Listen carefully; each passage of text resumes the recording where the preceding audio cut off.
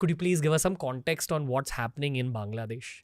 Sure. And the second question is that, is it in any way linked to what we're seeing happening in the Gulf, in Israel, Palestine? Is it in any way linked to what's happening in Ukraine? Is it in any way linked to what's happening in America? Because Sheikh Hasina said something pretty controversial this past week. So, Sarjan Shah, over to you. Give us the story.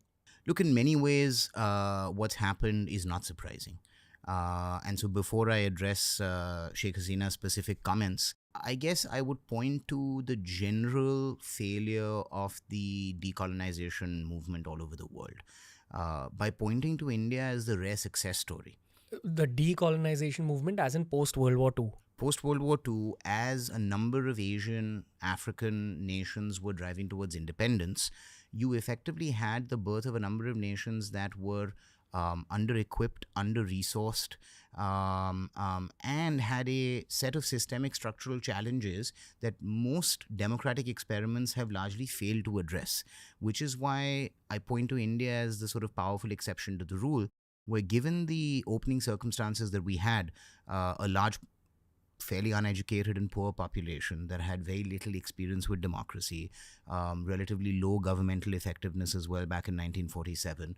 I mean, we were just a poor country, not much by way of natural advantages in this process of nation building or this project of nation building. Now, the reason I give you the example of India as the exception that proves the rule is that the fact that we've managed to sustain democracy for 75 plus years, and the fact that we've managed to, through our own ups and downs, managed to build a relatively prosperous nation today, with, of course, continuing issues, social, economic, political, etc. But overall, I think that we believe that we're a success story. But you look around yourself, right? I mean, look at just the rest of the subcontinent. Look at just what the British left behind. And you have Pakistan on one side, you have Bangladesh on the other, and you have Sri Lanka to the south of you. All these three, outside of the specifics, are examples of nations that have effectively failed to build up the necessary national power and national capacity over the last 60 or 70 years to be able to continue to have sustainable democracy. Just a quick history of Bangladesh for the context of what's going on right now.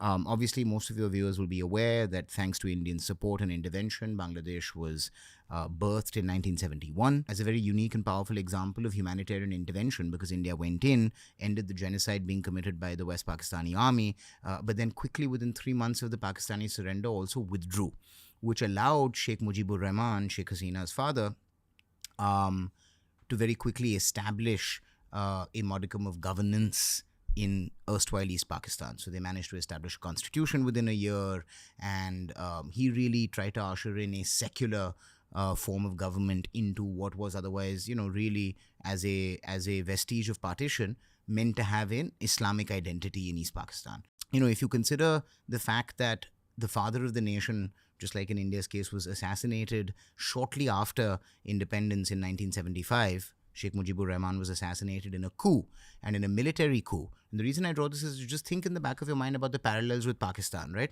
Country is born, few years of so-called democratic or civilian rule, and almost immediately you have a military coup. Mujibur Rahman and the vast majority of his family are murdered, and you have a number of years of really a authoritarian form of army-led rule. After which you have a return to democracy a number of years later, and then Sheikh Hasina, as one of Sheikh Mujib's sort of, surviving daughters, comes back, becomes prime minister, and she's really had more or less, control of Bangladesh for the last 15 odd years before these recent events. But the point I'm really trying to make is, you never had in Bangladesh the level of economic development, the level of social integration, the level of, the development of institutional strength to be able to sustain this. And so the fact that you're seeing mass protests in the here and now, yes, there could be proximate causes, which are driven by animus from other countries. But for the most part, I would point to the long duration of her rule, the jailing of political opponents, the feeling in Bangladesh that the voices of the opposition are really not being heard, and real frustration at the level of the civilians at their day-to-day lives, which I think is or should be unsurprising, given their socioeconomic situation. Hey, if you enjoyed today's clip, make sure you check out all the other clips we've uploaded on this channel. You'll find a clip related to almost every single topic as long as you're willing to search for it.